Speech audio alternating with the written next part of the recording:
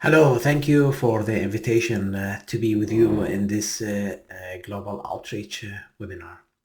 Today I will talk about a consensus study led by the European Crohn Colitis Organisation, ECCO, which will investigate the management of inflammatory bowel disease in low and middle income countries. So let me share my slides with you. So you know that inflammatory bowel disease is a complex disease entity. It is not only involving the gastrointestinal tract, but also have extra gastrointestinal manifestations in joints or in the eyes. It's sometimes associated with other autoimmune diseases like diabetes, psoriasis, or rheumatoid arthritis. The complexity of this disease is not less in low and middle income countries, and we know that in the last few years there was increasing incidence of inflammatory bowel disease in low and middle income countries. We don't know why, and we don't know exactly the interaction of the different factors in low and middle income countries because of the scarcity of the research in low and middle income countries. So we need more knowledge about inflammatory bowel disease in low and middle income countries, but this knowledge will also help us to improve our understanding about the natural history of the disease even in high income countries. There are challenges in low and middle income countries. Social and cultural stigma related to invisible illness, and as we said, IBD is a very complex disease. There are difficulties in diagnosis.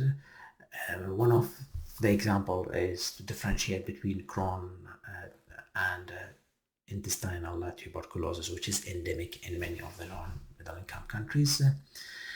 There is lack of awareness about the disease in healthcare sectors.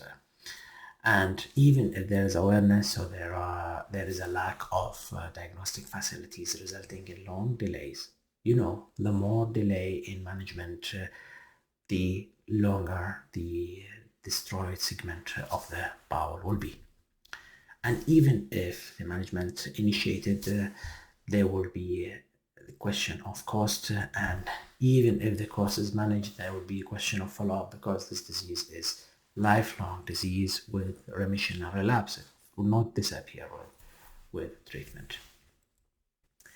The aim of this consensus study is to provide data about the phenotypic features, epidemiology, and management of inflammatory bowel disease in low and middle income countries, to investigate the reasons for increasing incidence of this disease and encourage development of research tools and education in low resource setting.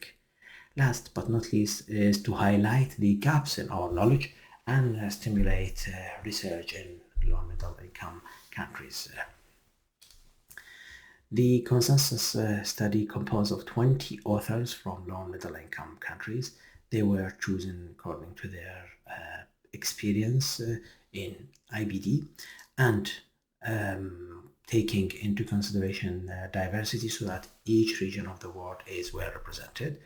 Then we have 5 members of the core group that's planned and will conduct the study. In addition to this, we have 10 expert panels that will supervise the study, and when the first draft is ready, it will be sent to reviewers and national representatives, in addition to patients' representatives, because we want to engage the patients in research about their disease. What will be the perspective of this study? First, it will engage stakeholders in low and middle income countries. This will improve the clinical practice. It will improve the research in low and middle income countries. It will create a network of healthcare workers, clinicians, and researchers. Secondly, it will encourage medical industry to address the needs of IBD community in low and middle income countries. This means that making affordable products to diagnosis and treatment of IBD. Just take an example, the biosimilars that replace the biologics. And they are much less in cost, but they have high effectivity. So this is kind of these solutions. At last, we will establish international collaboration, which will help us to address challenges and find gaps in knowledge. So, few words about open source research, which is one of the main forces in this study. The researchers in this organization trying to identify challenges in traditional research, then try to seek solutions using information technologies, and then implement information technologies in medical research. And we know that the data is the resource, world most valuable resource. We know that medicine will evolve from clinical science supported by data to a data science supported by clinicians, but this requires skills in management of data, skills in using information technology.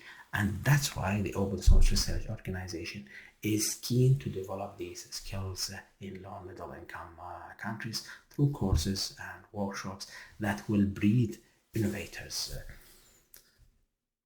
To read more about the organization, just visit our website. I will be happy to take your questions.